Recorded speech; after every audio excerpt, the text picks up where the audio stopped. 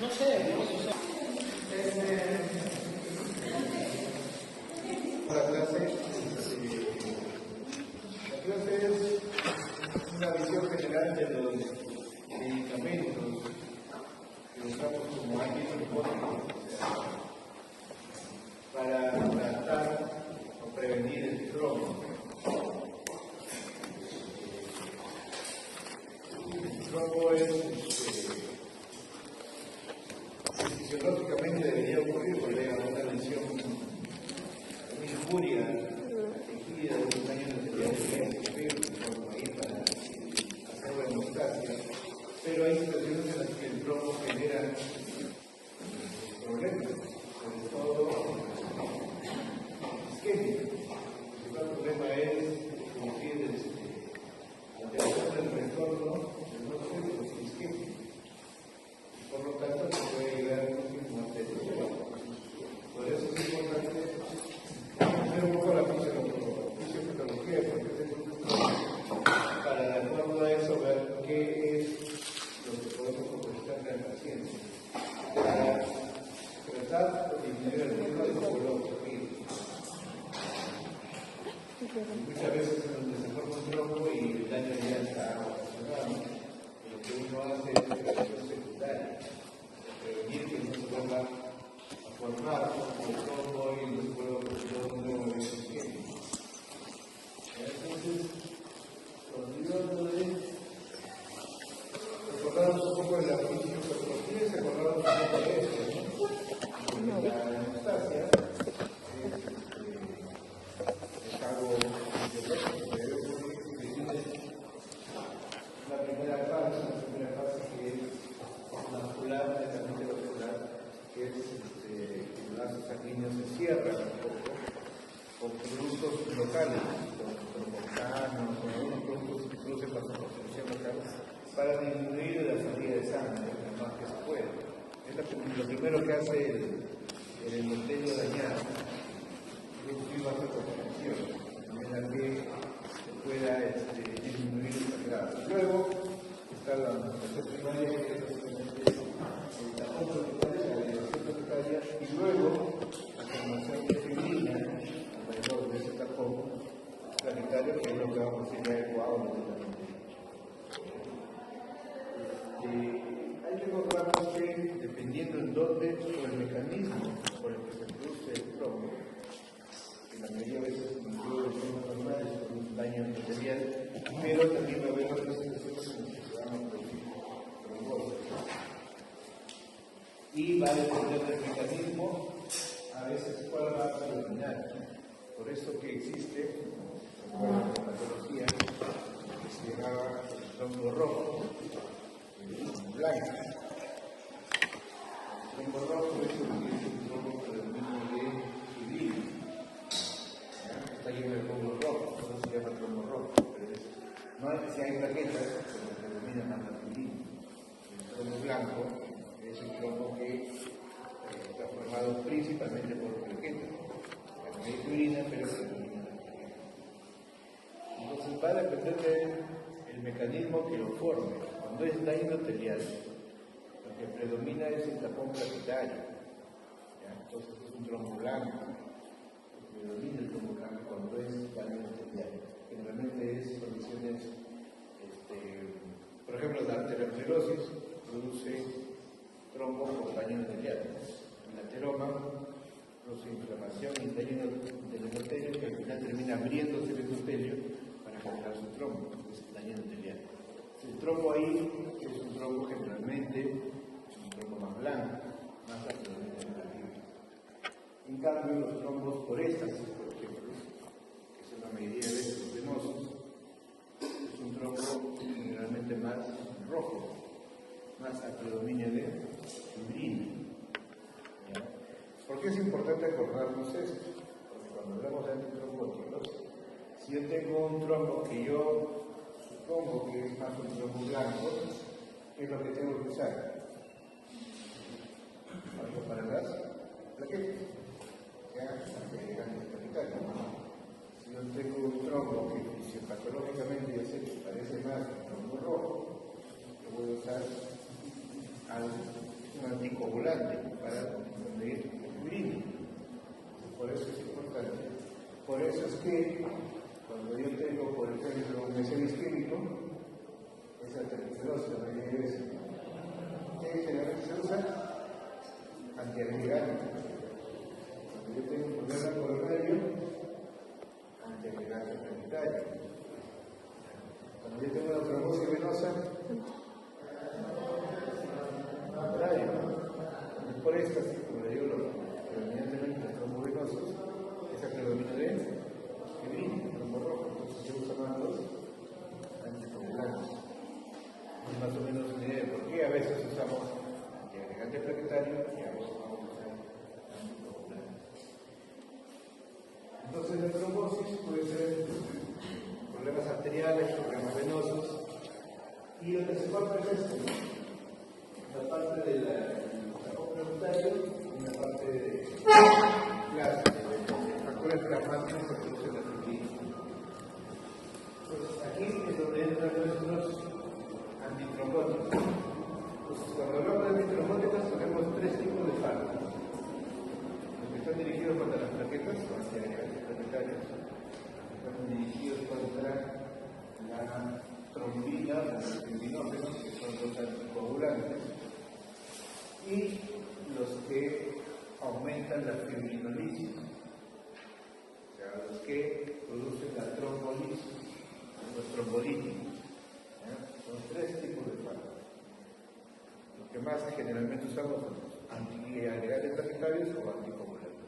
Pero hay un grupo que se usa en situaciones especiales cuando vamos a hacer trombolisis. Ahí está la anteplasia, que ya se ha hecho la clase de cardiología, cuando hace un infarto de miocardio y hay que hacer una trombolisis farmacológica, se usa un trombolítico. Ese es el que en teoría va a ayudar a disolver el trombo. Nosotros, el anticoagulante, no actúa directamente sobre la flecha, no actúa directamente sobre el trombo, actúa sobre la periferia del trombo para evitar que el trombo crezca. Entonces se dice anticoagulante, evita la coagulación, porque ese trombo que se ha formado en una vena va a ir creciendo y va a seguir el territorio del flujo. Entonces, si está el trombo en la poplilla, ese trombo va a subir. Si yo tengo un trombo en una vena pequeña, cuando ese trombo entra a una vena más grande, que corre el riesgo de romperse. ¿Y qué va a pasar? Se va a ir al pulmón. Entonces, el anticoagulante lo que evita es que el trombo crezca, actúa sobre la periferia, se sigue formando fibrina, y ahí es donde evita que se forme más fibrina. En cambio, para el coágulo ya formado, para la fase plasmática del coágulo ya formado, yo tengo, o saco el trombo quirúrgicamente, entonces ahí dice cirugía, o uso un trombolítico. Es lo que, por ejemplo, cuando hay un infarto de miocardio, o entra el cardiólogo hemodinamista a hacer un cateterismo, o de la trombolisis, o sea, usa un fármaco para izar el trombo. Entonces, eso es para disminuir la fase plaquetaria del trombo, es con antiagregante planetario, que también ya no evita el trombo la agregación ya formada, sino la parte periférica, que se sigan agregando plaquetas a ese trombo que se forma. Entonces, esa es la idea de los antitrombóticos. El antiagregante planetario, la fase planetaria de la hemostasia, ahí actúa el está evitando formación o agregación de nuevas plaquetas. El anticoagulante que evita la formación de nuevas fibrinas en la periferia del coágulo ya formado. Y para disolver el coágulo ya formado, los trombolíticos.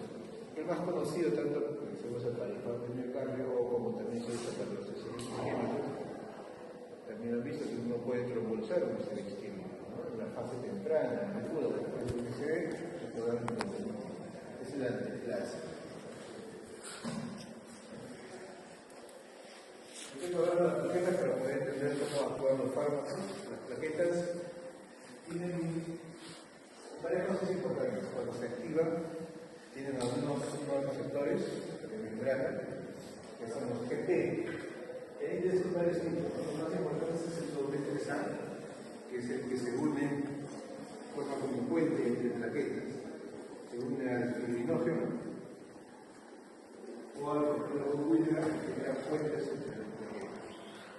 Entonces, yo tengo una plaqueta con el doble 3A, otra plaqueta con el doble 3A, el fibrinógeno en medio y los puntos. Esa es la generación. Después también tiene otros receptores como el GP1A, cosa que se une al colágeno del subendotelio. Yo les decía, porque yo tenía endotelio, con la aterosclerosis, ¿qué pasa? Se abre el endotelio y se esconde el subendotelio. El subendotelio es rico en colágeno, es rico en fosfolipídidos, y ahí es donde se van a afectar plaquetas y formación de tromos sanitarios. Eso al final se produce trombo arterial, o sea, en una placa, ¿no? Eso es lo que se llama accidente de placa. Utilizan los sectores para unirse al colágeno subendotelio. Y tiene gránulos que como se activa se van a secretar. Gránulos densos y gránulos altos. Gránulos densos generalmente producen, lo más importante es el ADP. El ADP es uno de los más fuertes activadores de plaquetas. La plaqueta que se va llegando a la plaqueta secreta ADP y se llama más plaquetas y activa más plaquetas. Cuando se activa la plaqueta, lo que hace la plaqueta activada es liberar sus gránulos y llevar el GP2B3A a su membrana para unirse con otros. Eso es lo que cambia la conformación de la plaqueta. Se une a las plaquetas. Es importante que las plaquetas que vayan llegando se activen. Uno de los principales activadores es el ADP secretado por la misma plaqueta. Ahí es una fase de propagación. También los sustancias que secretan, por ejemplo, los fosfolipídidos, por ejemplo, el fibrinógeno, factor de crecimiento planetario y también factor 5. Entonces, la plaqueta también secreta factor 5. Entonces, la plaqueta va a generar en la superficie del tapón planetario, va a ayudar a la fase plasmática de la población. Y el factor 5 ya estamos hablando de la anastasia secundaria. Entonces, no es que pasa uno y después pasa otro, sino la plaqueta misma va a ayudar a que ahí se empiece a conformar la trombina y el fibrinógeno y la fibrina. Entonces, la plaqueta forma el tapón planetario y ayuda a que se vaya generando la fibrina, sobre todo el trombo plaquetario y el fibrina. ¿Por qué es importante esto? Acá decía el tipo de terapia que vamos a hacer. O sea, esto lo recordamos para ver el tipo de terapia. También es importante recordar cuál es la vía final de la población, el factor 10, ¿no? Que viene tanto de la vía intrínseca, que es el factor 12, ¿no? Que hay, ¿no? Y de la vía extrínseca, que es el factor tisular. Entonces, el factor tisular está en el subendotelio y está también en células inflamatorias, en los monocitos. Recuerda que vimos el otro día el factor tisular en CID, secretado por los monocitos. Ese factor tisular es muy importante, parte de la vía extrínseca, el factor 12. Pero al final todos confluyen en el factor 10, que ayudado por el factor 5, generan que se forme que se convierta que se active la trombina para poder convertir el fibrinógeno en fibrina. Que se active la trombina. Entonces, es importante recordar eso porque los anticoagulantes van a trabajar sobre el factor 10 y sobre la trombina, que es la vía final de la coagulación, en donde van a actuar. Entonces, tenemos tres tipos de terapia, como les decía: anticoagulantes, que actúan sobre la fase plasmática de la coagulación. Tenemos antagonistas de la vitamina K, la más conocida es la warfarina, donde nosotros también tenemos pero tenemos la warfarina, muy activo, muy clásico y que todavía es muy útil y se sigue usando actualmente.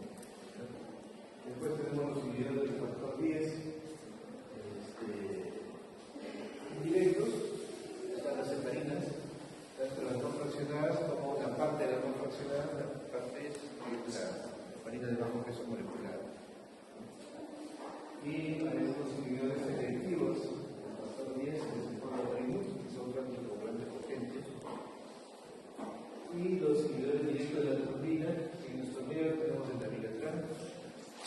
Los inhibidores directos del factor 10 orales, que los parenterales son las heparinas, pero los orales, los inhibidores directos de la trombina, tenemos en nuestro medio Pixaban y tenemos Rivaroxaban. Y bueno, la moduladora de la CNC casi no tenemos en nuestro medio. Y los antiagregantes planetarios, tenemos los bloqueadores del receptor GP2B3A, que al ser la vía final, se reparan que se activa la plaqueta, todo se libera GP, y al final, la vía final de la liberación es a través del receptor GP2B3A. Los inhibidores de ese receptor son antiagregantes planetarios muy potentes. Se usan de forma parenteral y por eso es que se reservan para los casos agudos, sobre todo los pacientes que vayan al cateterismo cardíaco. Necesitamos un antiagregante potente planetario y son justamente estos: el tirofurán, el oximam, y los otros que son de la agregación planetaria, unos que inhiben el otro, ya muy conocida la aspirina, ¿no? Que es un inhibidor del citrooxigeno, que al final lo que hace es inhibir la formación de uno de los principales, aparte del ADP, el otro activador planetario muy importante es el tromboxano. Entonces, ahí inhibir el tromboxano.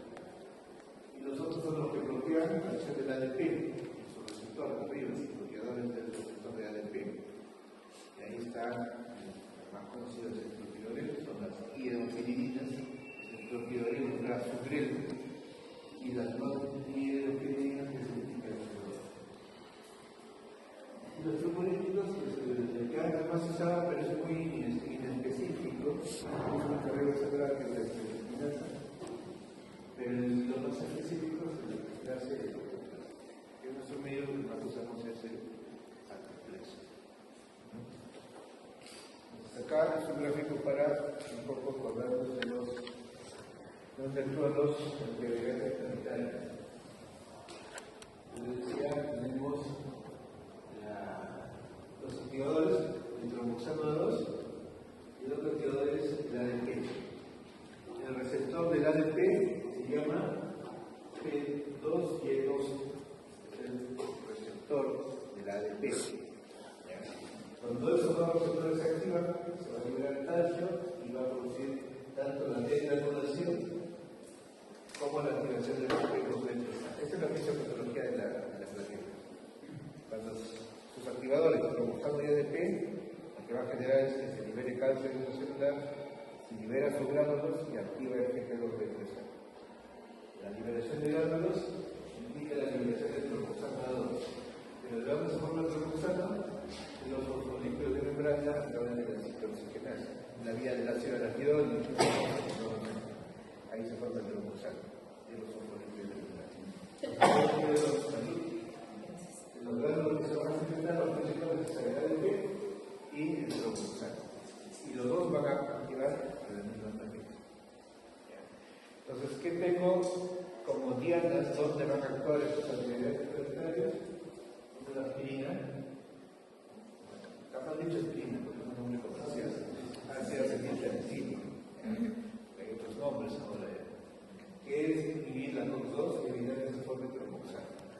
Eso disminuye la posibilidad de activar más plaquetas. Es una unión irreversible. Entonces significa que ese ácido acetilsalicílico se va a quedar pegado a la COX-1 por todo el tiempo que viva esa plaqueta. Cuando yo vine de operarse de repente, la decisión lo que se sigue con aspirina tomado hasta ayer. Usted lo tiene que valorar. ¿Qué tanto riesgo de sangrado tiene esta cirugía? Porque el riesgo de sangrado, si no, este paciente tengo que esperar 7 días para que recién se pueda operar. Hay que valorar el riesgo de sangrado y la urgencia de la cirugía. ¿Por qué? Porque la unión del ácido acetilsalicílico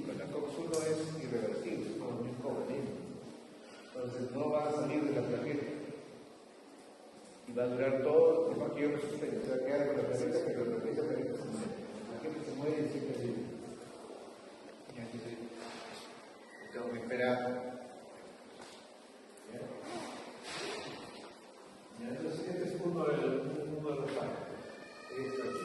El otro son los inhibidores de ese receptor de ADP, el P2 y el 2.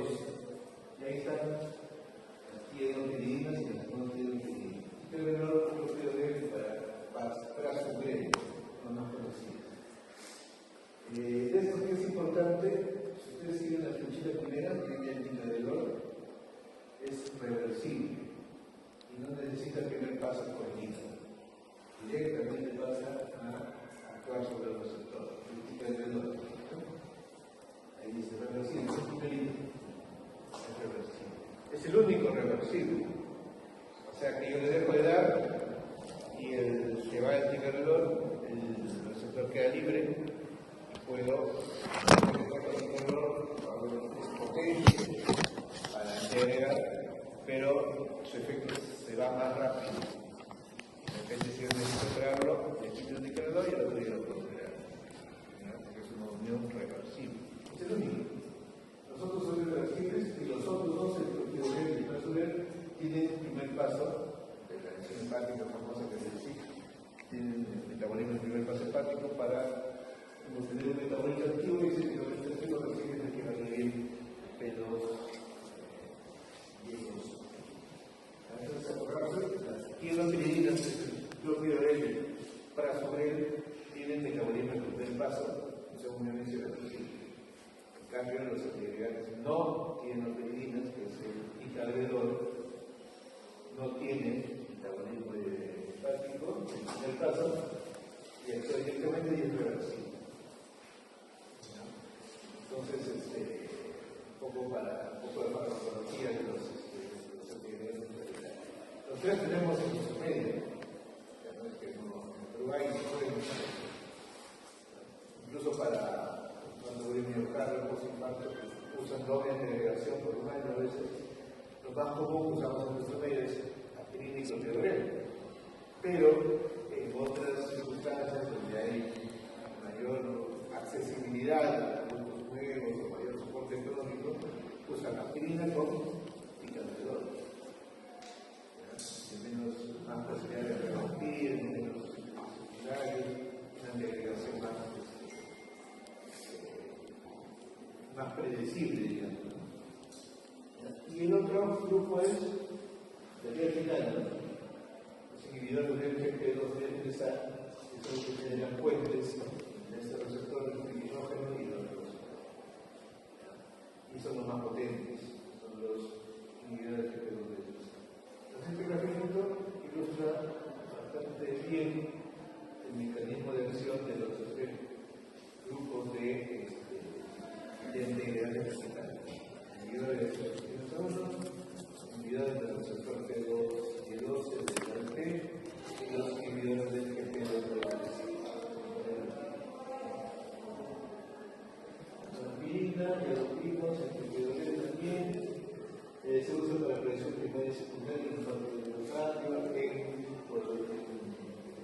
bypass coronario, prevención secundaria de ictus isquémicos, enfermedad vascular periférica. En pacientes que tienen intolerancia a la aspirina, porque la aspirina no lo pasa por el mecanismo de acción.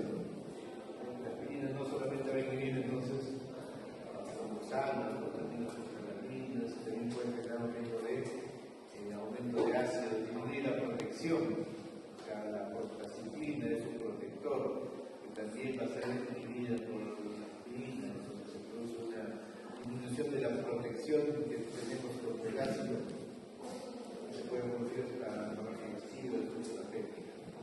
Entonces ahí es donde uno toma la alternativa, uno de los más tolerados en ese tipo de pacientes es el péptido. Entonces, un poquito resumen. Hacia el sentido específico, y luego de resumen, es irreversible, todos son irreversibles.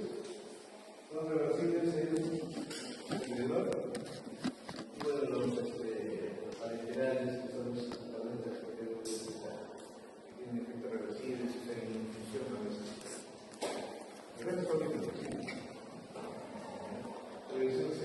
generalmente se usa. Lo que logré, ahí están los hidroquinina, los que deben resolver, los que hay del receptor, como profármacos, irreversibles los dos, y generalmente se usa cuando uno usa doble integración planetaria, que generalmente es en los postinfartos, mientras uno necesita doble integración. Y el alrededor no tiene utilidad, pero también protege el mismo receptor, es reversible, no es un profármaco, también es algo potencial para cuando se usa doble integración planetaria. Nosotros son el asizumab y el tirofurano, que son venenosos, y básicamente están reservados para los catechismos de alto riesgo de trombosis, de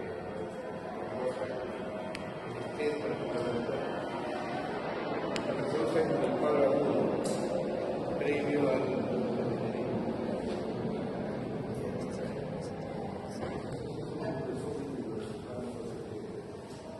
después tenemos los anticoagulantes, el grupo de las heparinas, tenemos la heparina no fraccionada y la heparina de bajo peso no fraccionada. Tenemos tenemos más, la heparina, pero ahora básicamente es la heparina. Y la no fraccionada que todavía sigue. Esos son polisacáridos, el más grande, el polisacárido más grande es la harina no fraccionada y la enoxaparina, que es una parte de esa harina no fraccionada. Y uno sintético es el olaparinox, también tenemos, que es un anticoagulante potente. Y luego están los anticolínicos que actúan sobre la vitamina K, que impide la activación de los factores 2, 7, 9 y 10, que son los factores dependientes de la vitamina K. El 10 es un factor de más importancia, la vía final, la coagulación.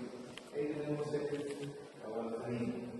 Aquí el problema es las interacciones medicamentosas, el control estricto y que sea un paciente pues, que sea un buen paciente, que tenga facilidad para venir a sus controles, etc., ¿no? Porque si no, hemos visto un sinnúmero de pacientes hospitalizados por sobredosis. Es una de las bases importantes de la hospitalización. La gente viene con, ¿cuánto debe ser el lineal de objetivo? De 2 y 3 en la mayoría de casos. Viene con 6, viene con 8, viene con 10, viene con barriga digestiva, sangrados interparticulares, no toman las peritoneales. Todo eso he visto por sobrearticulación, por mal uso. No porque el fármaco sea malo, sino que la educación del paciente no es adecuada o su acceso a los servicios de salud. Realmente el paciente si quiere, viene, se encuentra en la cola, no hay síntomas, y le da como el hematólogo cada 2 meses su cita. Entonces, este sistema de salud no permite que lleve un buen control de sus tipos. ¿En qué caso se prefiere usar heparina o anticoagulantes contra de electrones celulares? Se prefieren a los anticoagulantes, las heparinas o la anticoagulina. Cuando es prótesis coagular, fibrilación por prótesis coagular, ahí quería recordarles algo. Le dice que cuando es por éstasis, el trombo es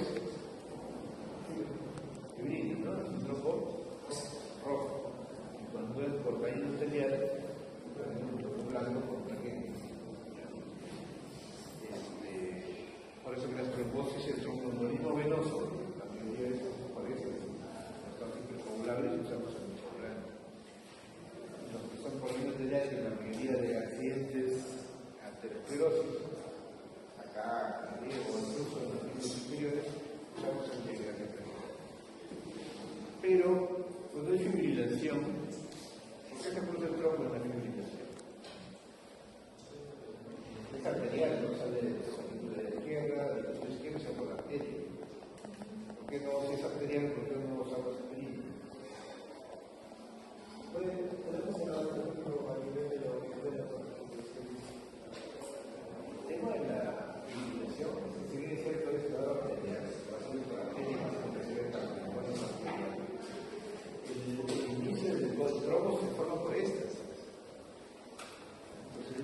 parte arterial más o menos de estas. Una arteria no lo ves, es la arteria del músculo que estamos viendo. Pero en la fibrilación, ahí está, es la micro izquierda. La micro izquierda, en lugar de estar haciendo esto, no está haciendo esto, está haciendo. Moviéndose a más de 300 latidos por minuto, es así, con varios focos de descarga eléctrica en la micro. Entonces, ¿qué se genera? Esto, sobre todo en la oreja izquierda, y ahí se va a formar el cuadro. Entonces, al ser el mecanismo más que daño endotelial, éxtasis, es que se usan más los anticoagulantes. Para prevención de cardioembolismo de auricular, usamos más los anticoagulantes. Entonces, ¿cuándo usar uno u otro? Hay veces puedes usar warfarina o puedes usar los nuevos, los directos de la coagulación. Pero, por ejemplo, cuando hay prótesis valvular, ahí es la indicación sí es exclusiva casi de warfarina. Todavía no se ha hecho estudios completos de que la fibrilación valvular, de la fibrilación del paciente con prótesis, pueda usarse los nuevos anticoagulantes. Pacientes que tienen enfermedad intestinal, bien sangrado, o cuando la función renal está a menos de 15, ahí se prefiere la warfarina. ¿Por qué se prefiere la warfarina? Si hay más o menos sangrado, yo tengo un inicio renal con menos de 15 de duración, o pacientes que han sangrado previamente, porque la warfarina yo la puedo controlar. Yo sé, yo le doy una dosis al paciente, le puedo bajar la dosis y lo mantengo su idea raíz, 2, 2, y lo puedo controlar. Lógicamente, si tiene, por ejemplo, 2.5, 3 de creatinina, va a ser una dosis menor para lograr el CNR. Si tiene 1 de creatinina, la dosis es mayor. Pero yo puedo controlar, le doy la dosis y le controlo. Cada semana, cada 2 semanas, yo sé si el paciente está anticoagulado o no. Pero con los nuevos no hay forma de monitorizar si ese paciente se va sobre el anticoagular. Ahí le doy una pixaban, un rivaroxaban, un dabigatran. Yo como sé que ese paciente que tiene 3 de creatinina, la dosis que le estoy dando es mucha o es menos, ¿cómo lo controlo? No tiene control. Entonces, por eso, en esas situaciones se prefiere usar la warfarina todavía, porque yo tengo el control sobre la dosis de la humedad. Lógicamente que también dependemos un poco, algo más hospitalizado un tiempo, dependemos mucho del paciente. Tiene días, sus controles, que hay que evitar que tenga riesgo de sangrado porque tiene que renal.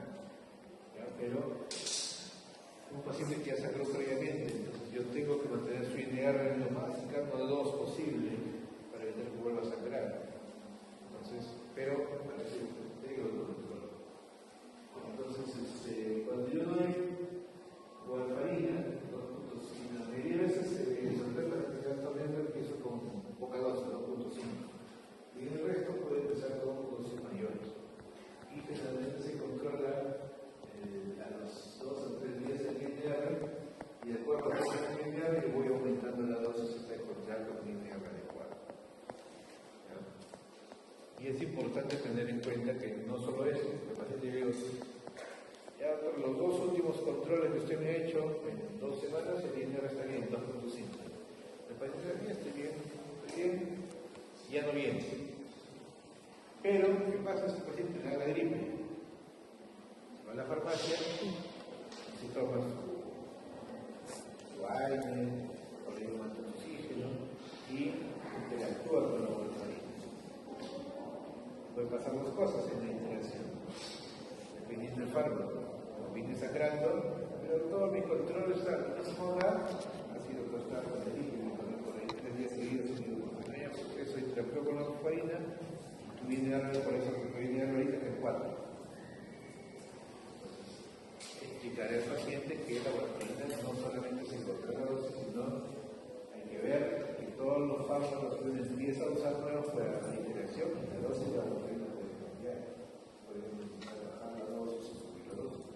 Porque a veces nos pasa también lo contrario. Uso fármacos que interactúan con la warfarina pero disminuyendo su efecto. Cuando el paciente tiempo tomó un paso porque viene la warfarina y viene con una serie de carga en Bolivia. ¿Qué pasó? Y viene su idea de 1.5, está súper y viene con un evento vascular. El paciente tuvo una indicación como un fármaco que disminuyó el efecto de la dosis. Entonces, la warfarina, el control tiene que ser, porque no basta solamente encontrarle la dosis en un inicio, ¿no? Que, por ejemplo, los hipotiroideos diferentes, ¿no? Uno le encuentra la dosis, lo más probable es que esa dosis se mantenga por un montón de tiempo. Pero acá a veces siempre vamos a buscar las indicaciones. Hay que hacer ajuste de dosis a veces semanal. ¿Y qué es lo que hay que hacer si es que el lineal está muy alterado? Un lineal está en más de 4 mayor de rango y menor de 4 puntos, disminuye un 5 de 10% y controla en 1 o 2 semanas. Si es que no hay sangrado. Si el lineal está entre 5 y 9, sin sangrado significativo.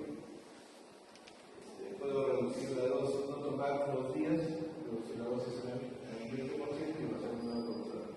Pero si hay más riesgo de sangrado, por ejemplo, yo sé que este paciente tiene, por decir, usar una sonda y tiene presión estática y siempre debe ser cuando sangra, o sea, tiene riesgo de sangrar con un lineal de 8 o de 7.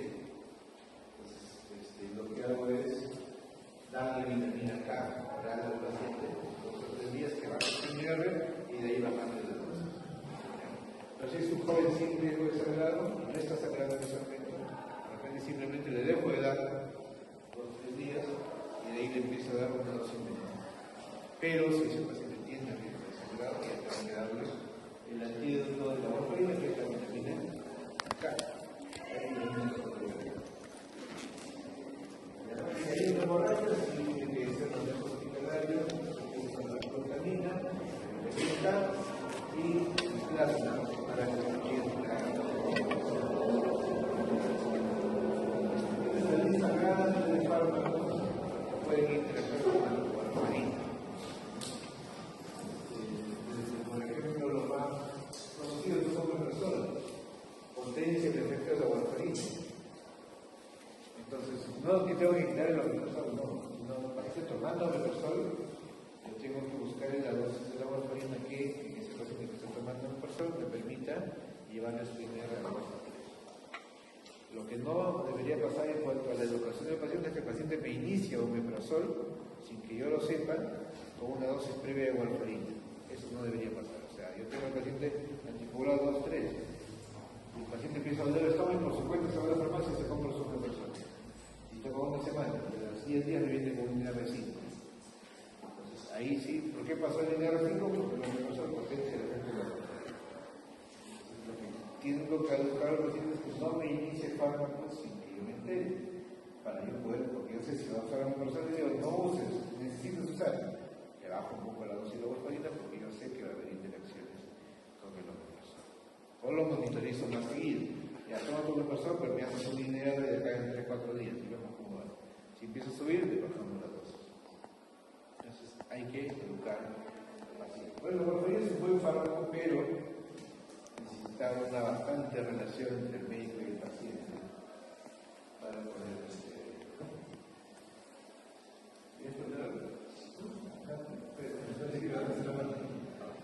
entonces, así vale, por ejemplo, la prednisona en dosis altas de 25 50 miligramos también potencia la warfarina.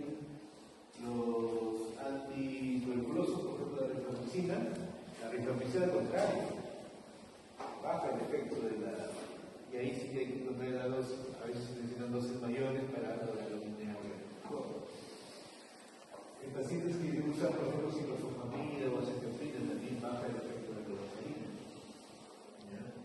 Entonces, todos los años la mayoría de potencia en el efecto de la warfarina. El tramadol, yo tengo varios pacientes que han usado tramadol para el dolor y han venido sangrando. Entonces, el paciente tiene que estar educado en eso. No tratar de automedicarse. Si se automedica, en vez de decir que venía, no estoy tomando esto, quiero saber si tengo que hacer un dinero, tengo que ver si este fármaco potencia de nutrientes. El alcohol, bien. Estos son los otros anticoagulantes, de los que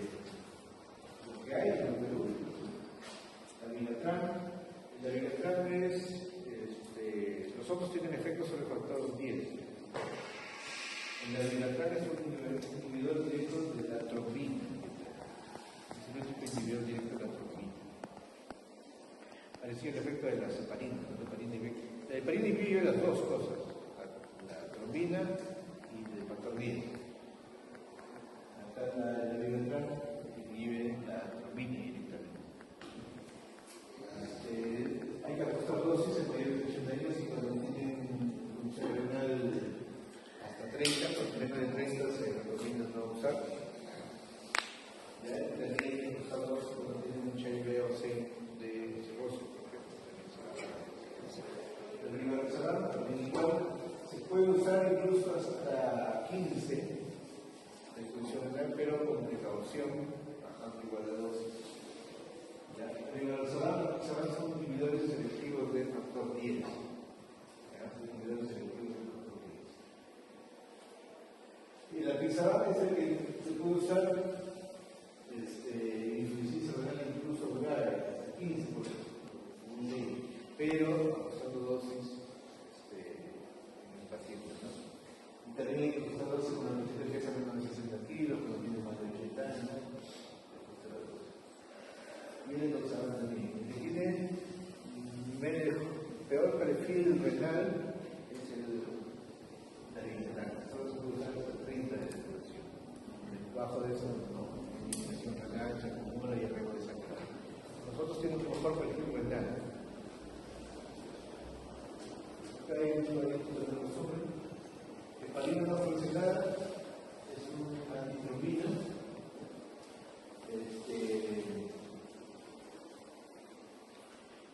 La heparina no fraccionada y la heparina de bajo peso molecular, ahí la diferencia, la inhibición del factor 2, que era la trombina, y el factor 10 es igual. Pero la enoxaparina es más potente que el factor 10 que de la trombina. Por eso está ahí mayor anti-factor 2 que anti-factor 10. La heparina de bajo peso molecular. Entonces eso lo hace más específico y más predecible su efecto anticoagulante. La heparina no fraccionada es igual para los dos, es más inespecífica. Y la desventaja es que la heparina no fraccionada, cuando quiero dar anticoagulación plena, es endovenoso, es infusión. Ustedes podemos ver en la hospitalización que usamos heparina 5000 cada 12, esa es una dosis profiláctica, no es dosis anticoagulante. Si yo quiero anticoagular con heparina no fraccionada, es infusión continua. En cambio, la enoxaparina sí es subcutánea, incluso la dosis anticoagulante. Le doy 1 miligramo por kilo de peso cada 12 horas, la dosis anticoagulante. Cuando lleves usamos 60 cada 12, y esa es la dosis, ese sí es anticoagulación plena. En cambio, con la heparina no fraccionada, no tengo dosis subcutánea de anticoagulación plena. Lo ideal es usar infusión endovenosa. Y es un poco por eso, ¿no? Es más predecible porque es más específico del factor 10. La heparina no fraccionada endovenosa se monitoriza con el TPT. Digo que hacer entre 2 a 3 veces el TPT basal y de ahí llevo los que están anticoagulados. Es cuando uso la heparina no fraccionada endovenosa. Inhibidor de la protamina y la eliminación arterial y la enoxaparina, su desventaja es la eliminación renal del tiempo. Por eso que la enoxaparina no se puede usar en menos de 30 de producción de creatinina, y en menos de 50 hay que bajar la dosis. Entonces eso es su desventaja, porque a veces tenemos pacientes con insuficiencia renal y vienen con trombosis. Entonces ahí realmente lo que usamos es, si es muy severo, insuficiencia renal, o un anticoagulante tipo que se van a dosis bajas, o la warfarina. Como yo les digo, ¿por qué warfarina? Porque yo puedo monitorizar, voy a dar menos dosis y yo sé si está o no anticoagulado con el INR. El fondo de perinusa, que es antitrombina específico del 10, de eliminación renal del tiempo. La warfarina, inhibición 2, 7, 9 y 10, con la dependiente de vitamina K, es oral, así se monitoriza con el INR. Su antídoto, la vitamina K y la eliminación SK. La vigatran y de los horarios que son los que principalmente tenemos en nuestro país. La eliminación de la renal es principalmente renal, por eso yo les decía que tiene peor perfil renal. Nosotros es renal hepática y la fixable que tiene un poco mejor perfil, su eliminación es principalmente hepática más que renal. Y ya desde hace un tiempo tienen antídotos, antes no tenían antídotos.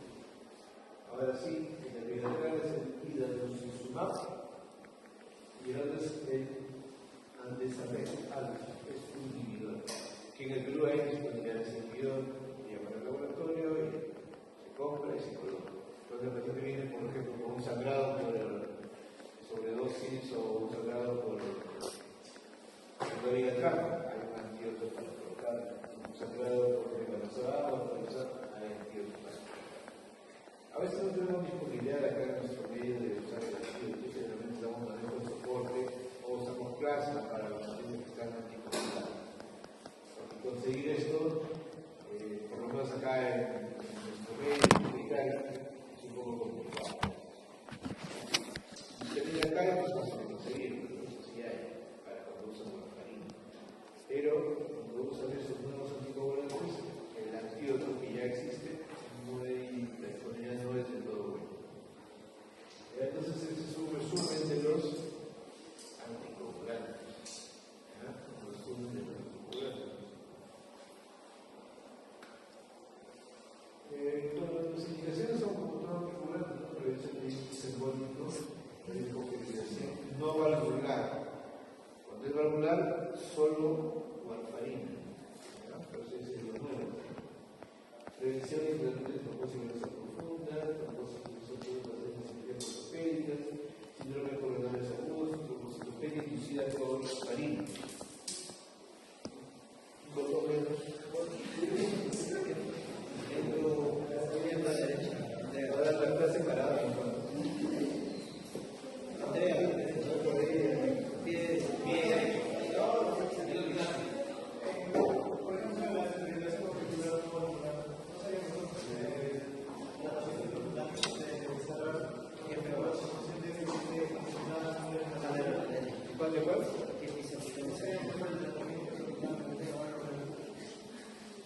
Sí, lo ideal de la dirección es tratar de prevenir vivir.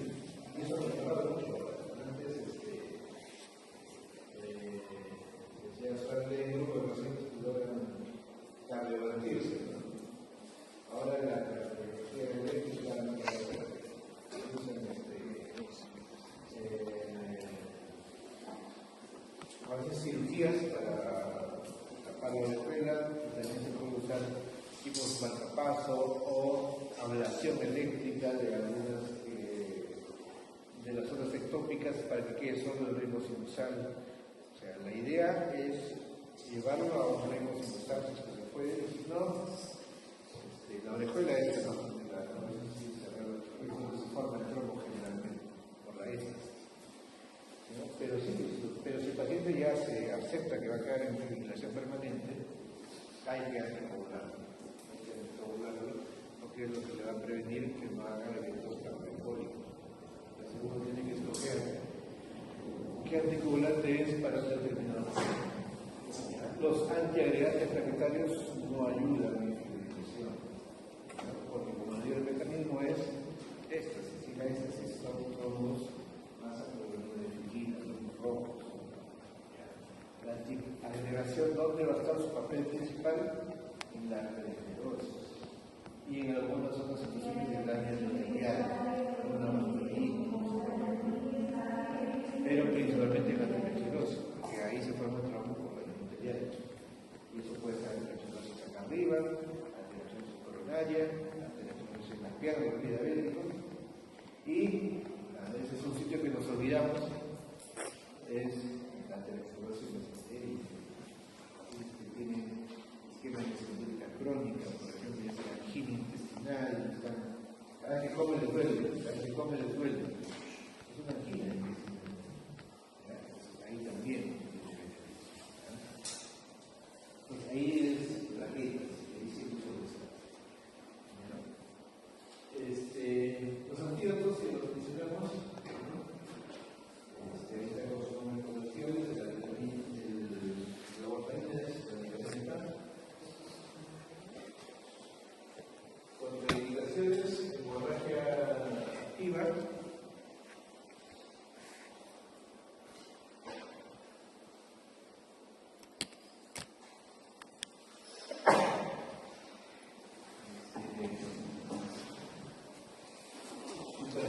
fertilidad y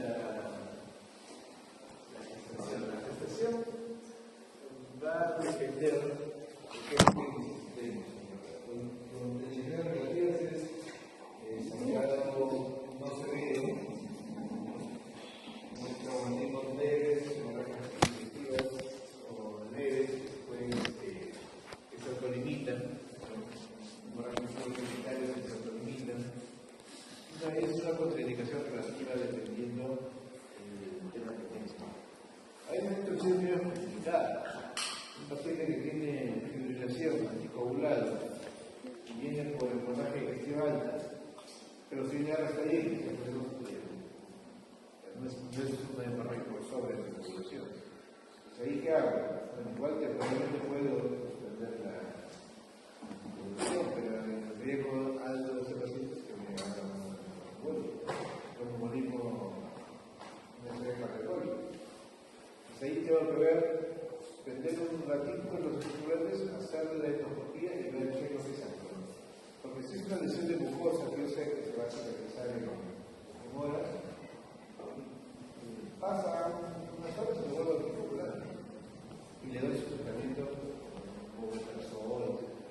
Pero lo que pasa es que yo le hago la endoscopía y encuentro un Borman 3, un cáncer gástrico que así por voltea de la ahí sí me va a poner en problemas. ¿No? Porque si no lo anticoagulo, hacer su papel embólico.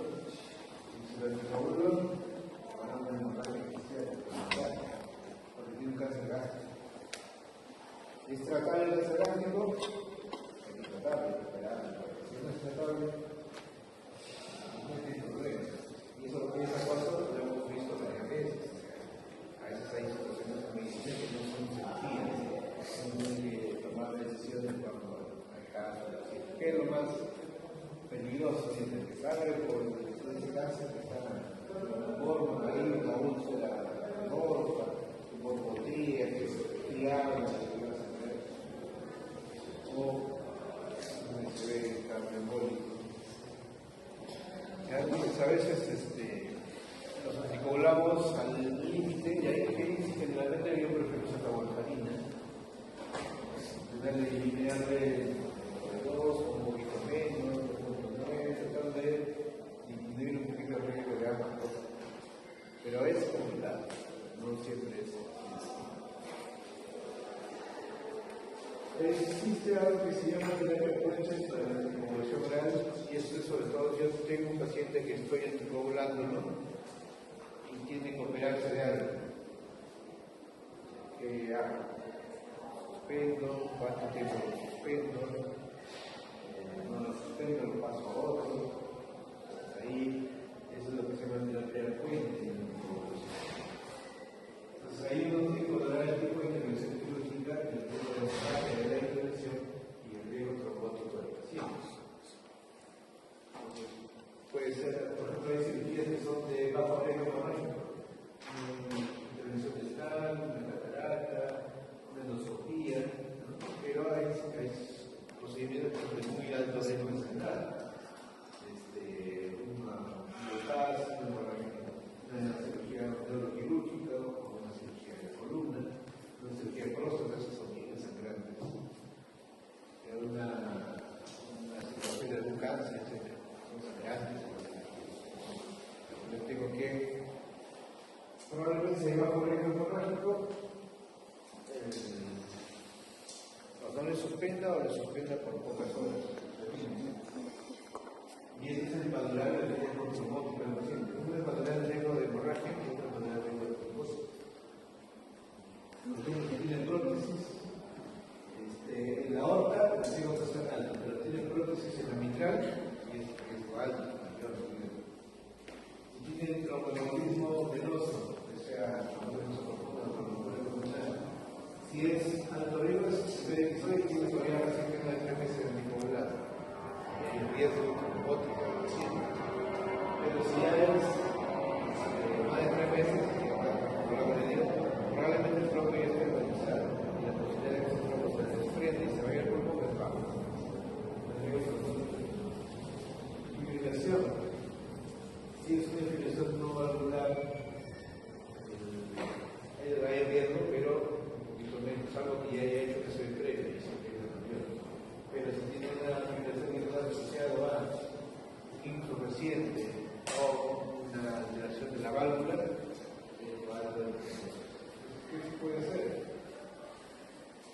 Si el riesgo cronológico es bajo, vamos a suspender los anticoagulantes.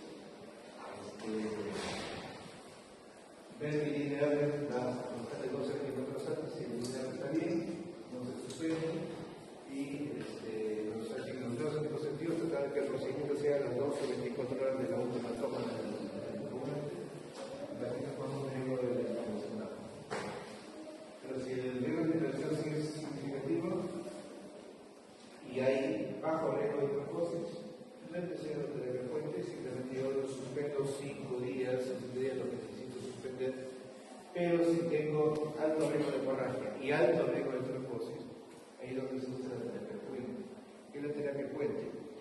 Porque pasarlo del anticoagulante que usa a un anticoagulante que es más corto, como la enoxaparina. La enoxaparina tiene una versión más corta, yo puedo suspender la enoxaparina 12 a 24 horas antes del procedimiento.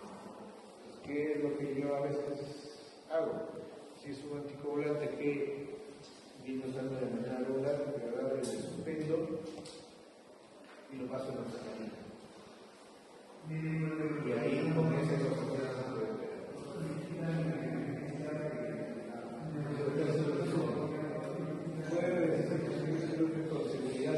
la manipulación, si yo digo que sí, porque tiene bajo riesgo de acelerado ese procedimiento, donde no se suspende, valoro su lineal en las 24 horas antes y coincidir el procedimiento casi con la siguiente toma que le tocaría de su anticoagulante regular.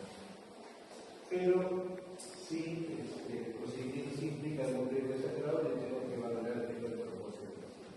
Tiene un paciente en riesgo de trombosis bajo, entonces debe ser de frecuente la vitamina de la vitamina de los 35 días, los anticoagulantes sagrados en el cuerpo, que lo dejo sin nada, porque con el riesgo de trombosis bajo.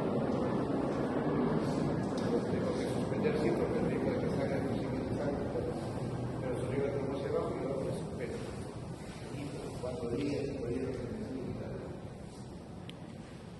Pero entre las dos cosas, riesgo de trombosis bien alto, entonces pasa la terapia puente, que es si por ejemplo warfarina, suspender 5 días antes, monitorización sanguínea con el IRR de 1 de 2, darle enoxaparina.